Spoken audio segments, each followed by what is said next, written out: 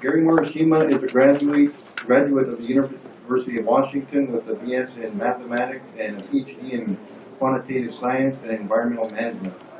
From 1974 to present, Gary has served as a National Resource Management Technical Advisor to the President of the Quinault Indian Nation. From 1976 to date, he has served as an Executive Board Member for the Intertribal Timber Council. For the last 46 years, Gary has been the CEO of Moriko LLC, a firm specializing in natural resource management, computer simulation, and statistical analysis. Gary is a current member of the U.S. Forest Service Tribal Relations Task Force and Implementation Team, the National Advisory Committee on Climate Change, the National Resource Science, and the Fish and Wildlife Native American Policy Team. He is the U.S. Chair for several technical committees of the Pacific Salmon Commission. Gary is a member of the former chair of the Salmon Technical Team of the Pacific Fishery Management Council and a former member of the Salmon and Steelhead Advisory Commission for the U.S. Department of Commerce. Gary is a recipient of Boeing Company's Pride and Excellence Award and an Earl Wilcox National Award winner for outstanding contributions in Indian forestry. Please welcome Gary Morishima.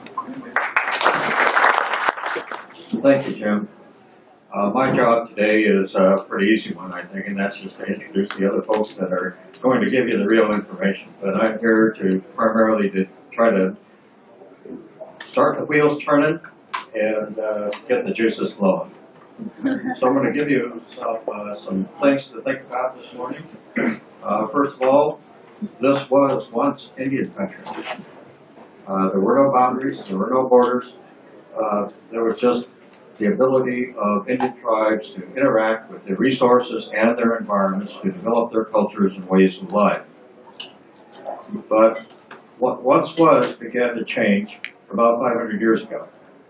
And I'm not sure how many of those you can read this little caption here, but you can see in that picture there, that's good old Chris. And he says, oh goody. There are lots and lots of natives to exploit and spread diseases and boss around. So that's basically one of the things that happened. Well, this is a very interesting graph, and I hope I can figure out how to get this to work. Is there a pointer here, Jim, that I can? No, I mean, I just need to start. It's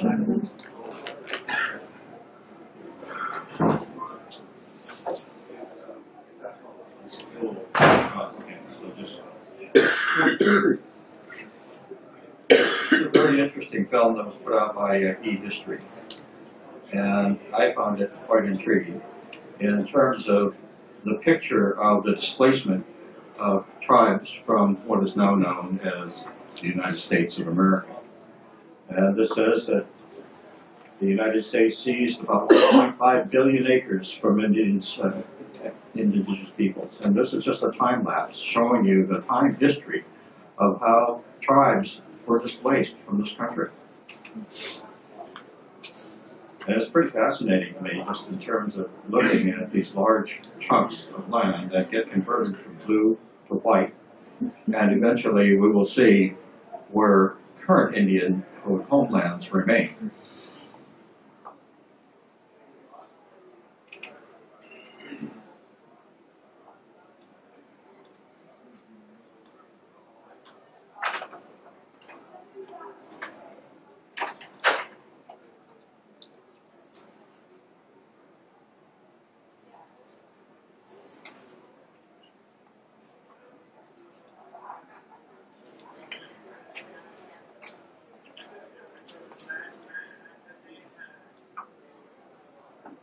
So that's the picture as of 2010.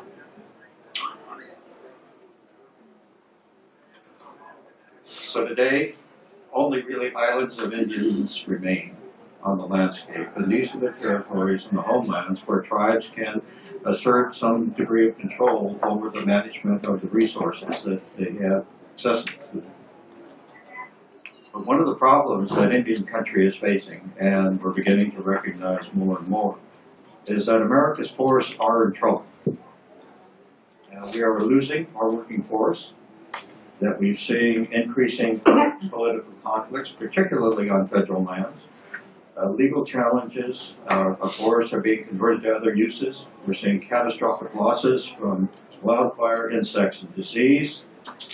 Growing uncertainty from climate change, invasive species, infrastructure loss, loss of skilled labor, poor domestic markets, increased use of substitutes and imports, and the urban populace itself. The general public is culturally and politically oblivious to issues involving management of our forests.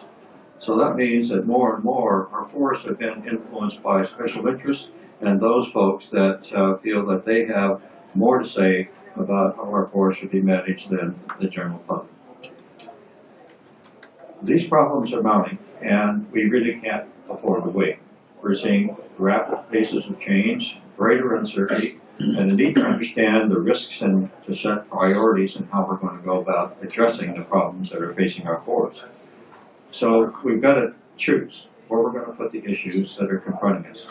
We've got several buckets that can be used. One of them is not important and not urgent. Another one is not important but urgent.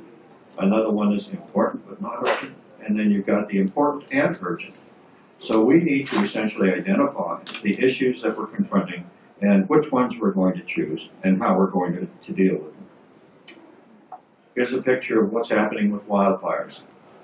We've heard throughout this session increasing problems with the cost of wildfires. Wildfires now account for about 50% of the budget of the U.S. Forest Service. We're seeing in 2012 some 9.3 million acres of forest were burned. The U.S. Forest Service only harvested about 200,000. We're seeing 65 to 82 million acres of Forest Service lands at high risk of wildfires. And we see that insects and disease are threatening 58 million acres of forest lands in the United States. So our wildfires are also affecting reservations in every part of the country. Rincon, Rodeo Tenesky, Cold Springs, the Carlton Complex in Washington State, Firestone Flats. All of these are very large fires that had very severe consequences for the forests, the fish and wildlife, the soils, and the water resources that those forests affect. And we're seeing other effects to our forests, from fragmentation and conversion. We're seeing trespass activities occur. Marijuana grow operations, they steal land, they pollute the water, and they trash the environment. They're threatening many species as well of concern for ESA, raising ESA concerns. We're seeing invasive species, things even like earthworms are impacting forest reproduction in the Midwest and Northeast. We're seeing white pine, blister rust, and climate change. We're seeing drought. All of these factors are changes.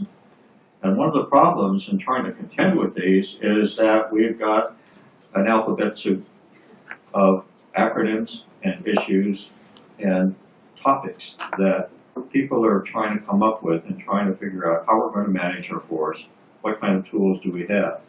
We've got water administrative procedures, we've got IFMAT, we've got law, we have visions, governance, we have money, ESA, science, executive direction, DEPA, and the whole works. So we've got a virtual alphabet soup of issues that we have to deal with.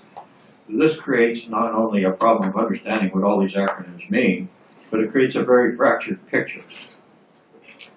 And one of the things that Humpty Dumpty found out is that once things break, it doesn't matter how hard you really try, that when you try to put things back together, it's just somehow it's just not the same. So, what is it we're facing in terms of sustainability? We've heard yesterday, or the day before, concepts of sustainability, and we heard IFMAT's advice. And IFMAT said that Indian forest programs have to have 4 things. They've got to be assured of predictable, consistent, and adequate funding, that they have to have access to up-to-date technical and research support. They've got to be guided by each tribe's visions for its forests, and it's got to have a capable workforce committed to protecting tribal resources. Graphically, FNAT's advice was presented in this kind of a Venn diagram: social, ecological, economic, all leading to an intersection of sustainability. I've got a little bit different view of what sustainability is, and it's a simple formula, but it's not really that simple. But it basically means that well-being, and part of this formula is missing, is basically equal to values over cost. So you can increase the well-being of the management of forests by increasing the values that are received or reducing the costs. So ultimately that ends up with, how is it that we can sustain what we want? Why do we want to sustain it? And the big question is, how do we sustain it? So the what? All of us, I believe, want to maintain the health and productivity of the land and the human communities that depend upon it. We want to sustain the physical and spiritual integrity of the places of special meaning. But why do we want to do this? All of us here feel that we have a general obligation of stewardship and obligations to the generations yet unborn. We don't own the land, we're borrowing it from our children and their children. So the ecological and economic functions that are essential to the spatial, temporal, and cultural connections that sustain the water, soil, air, and all things that walk, swim, crawl, or fly, or grow roots are important. And they're connected to human communities in countless ways. Phil mentioned in his comments this morning an organization called HONOR. And HONOR stands as an acronym for Our Natural Resources, but it's a way that we pronounce it that I think is important because it's honors. And how do we come up with that name? Well, a few years ago when we were talking about forming an organization that had the capability of spanning across the breadth of interests and expertise that lies out there in Indian country, we needed to find a way of bringing those disparate interests together. We stretched our heads for a long time, and then we looked and saw on the back of the T-shirt of a Mescalero Apache youth who happened to be attending the resource day at the meeting. And on the back of that T-shirt was a simple three phrases: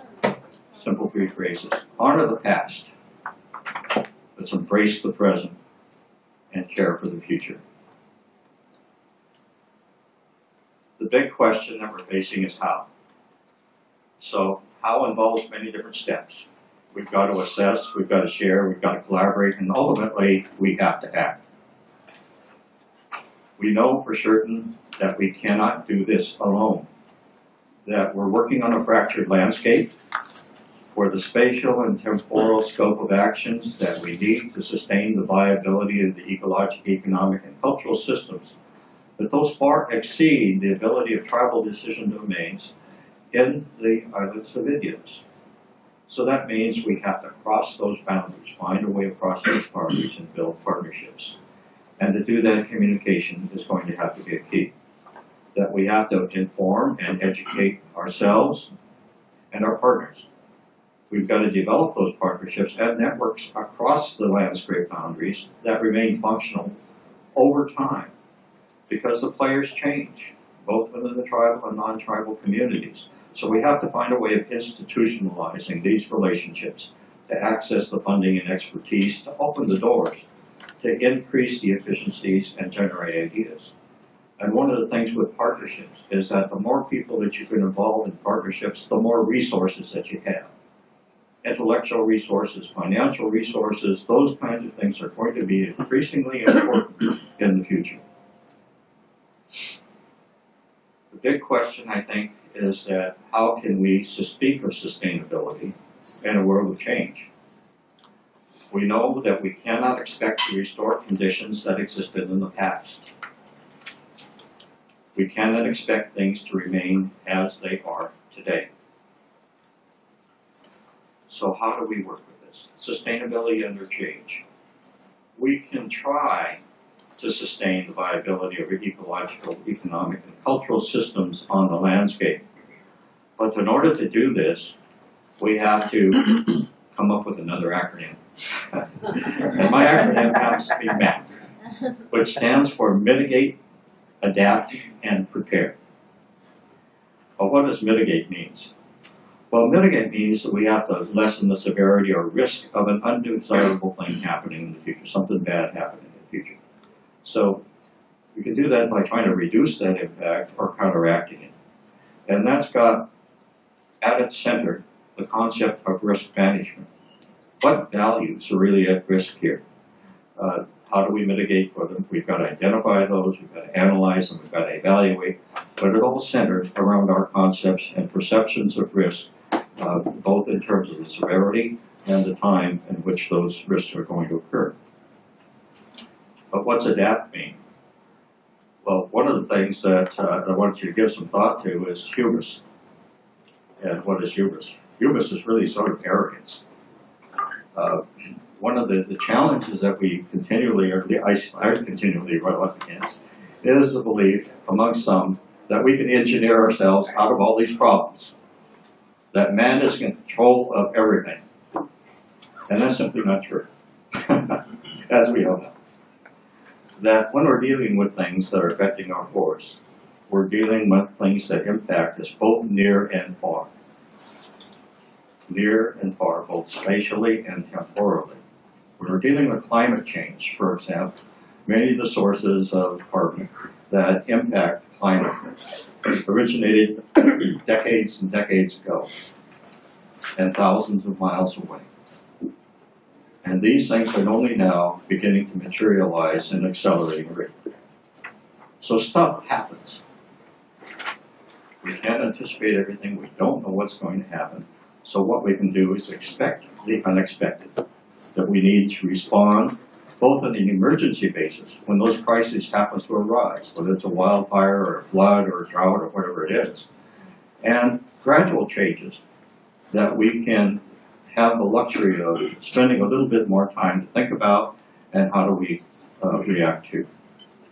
So what we need to do with adapting is adjusting or modifying to produce outcomes that are more desirable or less undesirable. And we need to be opportunistic, which means that we have to take advantage of creativity, the skills and knowledge, and the resources that we may have and all our partners may have to bring to bear. We need to have the tools that we can bring to bear to these problems. Tools like restoring fire on the landscape. Fire is a natural part of many of the landscapes that tribes deal with. So we have to find a way of bringing that fire back onto the land in a way that's going to be helpful in terms of preserving the options, preserving our ability to adapt in the future. Open. So prepare. Got a few simple steps on prepare. Last step in the acronym of MAP. Do your homework. Right? Identify the major challenges and risks. Develop some proactive measures to prevent or reduce adverse impacts. To plan and prepare for things that can be reasonably expected to happen. And identify alternatives and contingencies. To do that, to move forward, we need to have a vision. A vision that has two primary roots. One of them is leadership and the ability to reconcile differences on a fractured landscape, and a capacity to actually do something, a capacity to implement. So vision without the means to implement is really nothing more than a dream. So we have to have the capacity to actually act and treat the land. So it's plan, prepare, and practice. So it's not going to matter how hard we try or how much we want to try. And it's not just about how much effort that we put out. If the pieces don't fit, it's just not going to work. In order for MAP to work, we need to be flexible and smart, and we need to have the right tools and to use them in the right places at the right time. So the pieces have to fit. And one of the interesting things about islands of Indianness and tribes and their particular position within the political and natural resource landscape is that tribes are really experts in fragmentation, because living on these islands of remaining Indians, they recognize that the ability to maintain the ecological functions essential to sustain their cultures and lifestyles and economies across the landscape, that they no longer can do this on their own, that they have to build those partnerships that cross political, administrative, economic, and intellectual boundaries. They have to be able to exercise creativity and innovation. We've heard a lot over the past few days about the lack of adequate funding for Indian forest management. But what does that mean? It really means that tribes are finding other ways to get the job done on the ground. They're developing these programs, and they're very difficult to sustain, but yet the pieces are essential in order for them to be able to manage the lands that are trusted to their care. So this lack of resources, lack of staffing, means that tribes have to be creative, they've got innovative in terms of mitigating for the deficiencies in federal appropriations. They've got to be experts in putting these pieces together. So some of these pieces I wanted to talk about are NFIRMA. The first one is NFIRMA, the National Indian Forest Resources Management Act. What that does is affirms the federal trust responsibility for the management of Indian forests. The Indian forests are trust resources, which means that the United States has an obligation to maintain the health and productivity of the trust corpus. Also, NFIRMA establishes certain statutory requirements for the management of Indian forests. They include the requirement for sustained yield management. NFIRMA also includes provisions that support integrated resource management plans, not just forest management plans, but it was more of a visionary kind of legislation, because it said that you've got to manage the forest within the context of the ecosystems and the community. It contains provisions dealing with workforce development, and contains provisions for periodic independent assessments. The IFMAP reports that John Gordon and I talked about on the first day. So these IFMAP reports are very important because they're periodic and independent evaluations. They're not a sort of self-evaluation of self. They report the good, the bad, and the ugly to Congress, the administration, and the tribes. Because if we don't understand the conditions and the challenges that we're facing, we really can't deal with them. We can't do anything. So they identify strengths and weaknesses. The periodic assessments also enable us to monitor change. Are we making progress? Are we actually moving forward and addressing the fundamental issues that have to be concerned to improve the status of forest and forestry in Indian country? And most importantly, I think, they identify the deficiencies, but also some recommendations for how do we correct these deficiencies. The Tribal Forest Protection Act that Jim spoke about on the first day. The Tribal Forest Protection Act 2 affirms the fiduciary responsibility of the United States for protecting trust lands and trust resources and cultural resources of tribes. The TFPA is an important tool that will enable us to improve the ability of tribes to access and treat the hazardous conditions on Forest Service and BLM lands that are posing risks to tribal lands and resources. Anchor forests, a concept that Bill has mentioned and others throughout this conference. What are anchor forests? Well, they're really large blocks of land that we can count on to be dedicated to long-term forest stewardship, with commodity production as a major output. And commodity production is an extremely important aspect of utilization. The name of this organization, the Intertribal Timber Council, was a matter of some debate when we were first forming this organization. Some wanted to call it the Intertribal Forestry Council or Intertribal Ecological Council. But the founders of the Intertribal Timber Council said, no, it's going to be Intertribal Timber Council because we understand and recognize that utilization is essential to maintain the health of the resource. It's essential to maintain the health of the communities that depend upon those resources, and it's essential to maintain the fish, wildlife, the water, and all the other things that we care about that our forests protect. So we purposely chose the term intertribal timber council to get that point across. So, Anchor Forest is focused on efforts to restore management, harvesting, transportation, and processing infrastructure, because all of these components are essential to sustainability. You can't just manage the land. You've got to have some way of paying for that. If we're talking about cross-boundary utilization and cross-boundary maintenance of forest on the landscape, the other owners as well have to be able to benefit from it. That you can't expect them to maintain their forest and forest condition and allow us to reap the benefits without getting anything in return. So cross-boundary collaboration, partnerships, attract resources. So that's one of the things that we're looking for in Anchor Forest. So what are the things that work, that make Anchor Forest work? What are the elements that we think are important to, in order to enable us to develop Anchor Forest across the land? So Anchor Forest, we think, look at prime candidates. The prime candidates are Indian forests and possibly state forests. Forests that are going to have long-term commitments over tenure, forests that are going to be managed with commodity production in mind, forests that are going to be managed for balance in mind. We can't really look that much to industrial lands. Industrial lands, the ownerships are being converted more and more to REITs and TIMOs.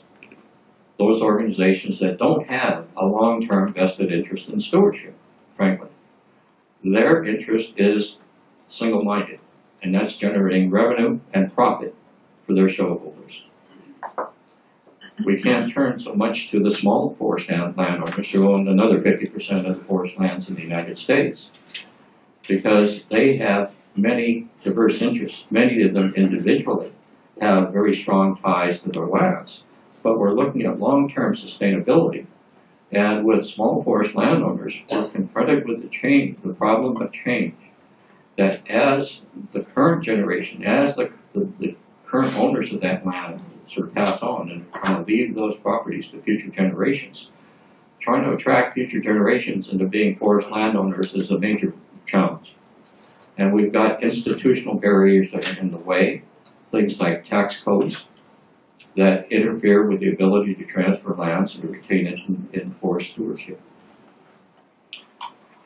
We're also saying a number of things that we want to accomplish with our Anchor Forest pilot project that we have going in Eastern Washington. And that's to look at different conditions, different circumstances. There are 3 centers that we're looking at.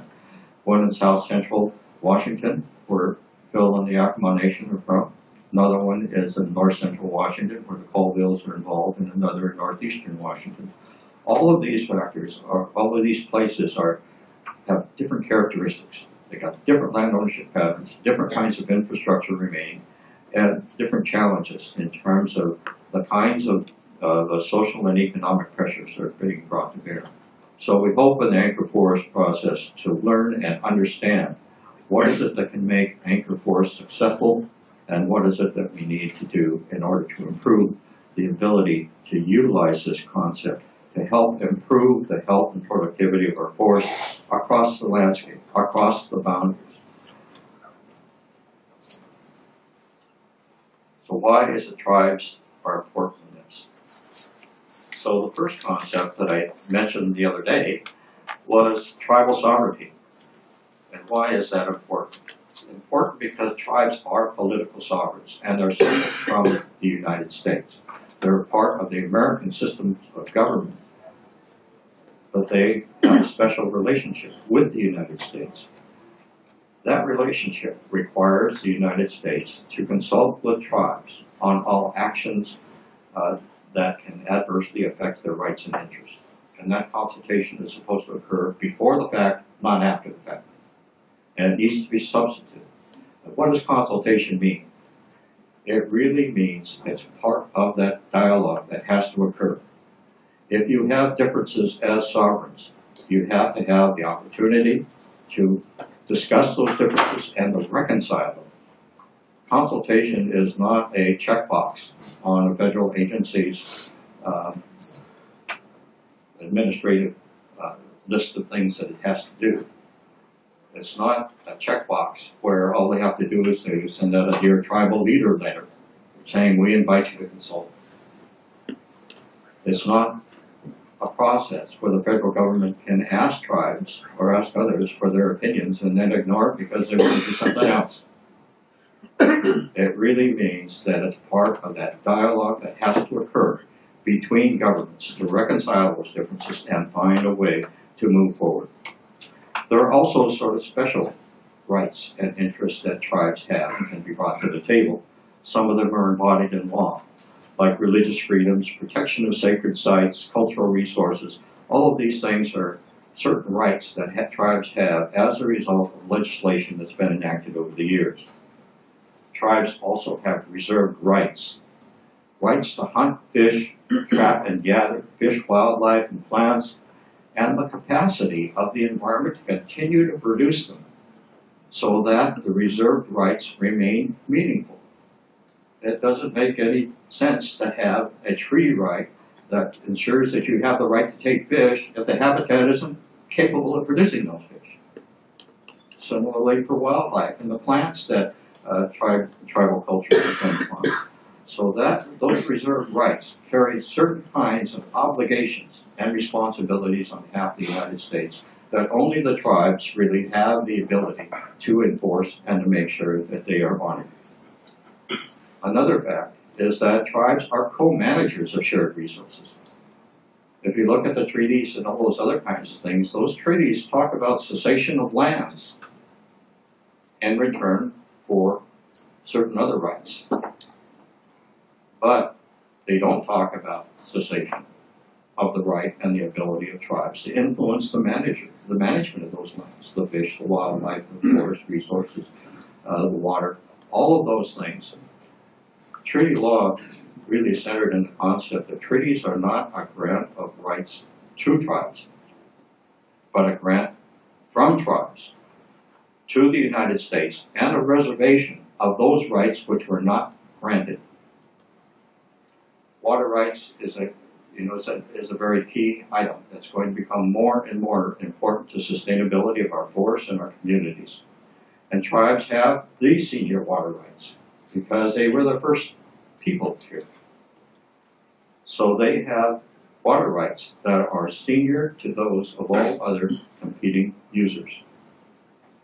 And tribes as governments, they have the ability to regulate air and water within their jurisdictions. And the United States policy is supporting the ability of tribes to exercise self-determination and self-governance. These are fundamental concepts of something called the trust relationship. What is the trust relationship? It's not a one-sided responsibility. And it's not something that only deals with the fiduciary obligations of the United States to protect the ability, protect the productivity of the trust corpus. The part of the trust responsibility is tied to the need to support the ability of tribes to become self-governing and the ability of tribes to govern their own selves, their lands, and their peoples. Other things that are important, you've got permanent tribal presence on the land. And that's essential if we're talking about sustainability. Because look around you at the partners, right? We've heard this morning about some of the challenges with current rate of turnover of federal agencies and people that sit across our table. Every 3 or 4 years, the people that we've been working so hard to build relationships with, they're somewhere else. They've retired or they've moved on to other positions of responsibility. So where's that continuity going to come from? It's going to come from people that have ties to the land, ties to the place, ties and understanding as to what needs to be done on the land to care for. So those generations of place-based experience and knowledge represent a connectedness with the earth, a connectedness of language and culture and communities to the resources in a particular place. That's tied within a moral and cultural imperative. Profound stewardship ethic, a tie and a recognition that our responsibility lies to the generations yet unborn.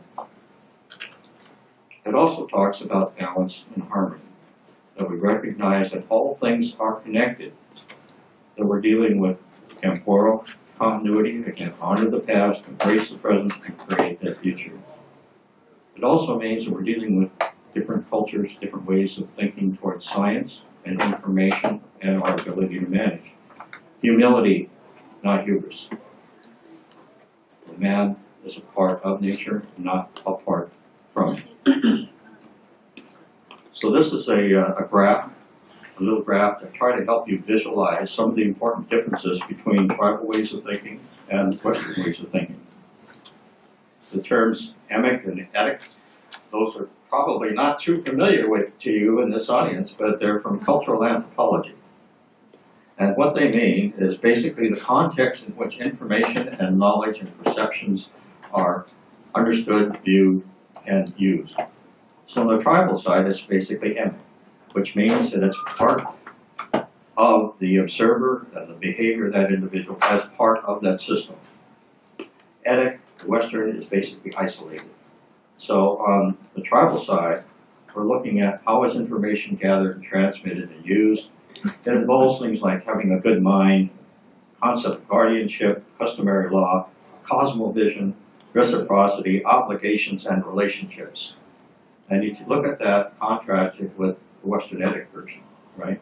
It's information, it's data, it's economics, it's intellectual property, it's trying to come up with common heritage within a common domain, secular knowledge, and open knowledge. These things don't work very well when we're working with Indian country. So again, man's place in the environment. It's important to remember that man is a part of nature, which means that he's got a certain humility, that he recognizes that he is not in control, but that all things are connected. And the etic one is that man is apart from nature, or hubris, or man is in control of everything and is capable of figuring out how to get out of this mess through intellectual power on its own. So what's the tribal paradigm for map? Respect and utilization are two sides of the same piece of the puzzle. Now, these are commonly cared for in terms of stewardship and reciprocity. If you care for the land, then it can care for you. If you don't care for the land, then you're going to pay the price. So putting the pieces together, some of them I've talked about, NFIRMA, the FMAP reports, balance, permanent presence, Tribal Forest Protection Act, sovereignty and political relationships, the trust responsibility, traditional knowledge, interconnectedness, reserved rights, stewardship ethics, and anchor force. These are just a few of the pieces that we've got on the table that we have to figure out how we're going to make work. But the key pieces, again, are tribal sovereignty and political relationships and that trust relationship with the United States. So we live in a world of increasing uncertainty. And the only thing that we can count on is change. Change in the experience of tribes living on the land for thousands of years, from the last ice age to what we're seeing today. Those tribal communities have undergone tremendous change, and yet they survived. They survived because they were able to adapt. The tribal wisdom and experience are going to be crucial to our ability to adapt and survive together. We've got to find a way of working across the landscape. The all lands, all hands vision that was expressed by Secretary Vilsack a few years ago in Seattle, I think are important. All of us have special skills and knowledge and pieces that can be brought to the table, but they have to be put together in a way that enables us to reach a common mind, develop that common vision. We've got to act now to get on the same page, to find the same visions, to be able to work from the same agenda. Thank you very much. I hope that helps a little bit.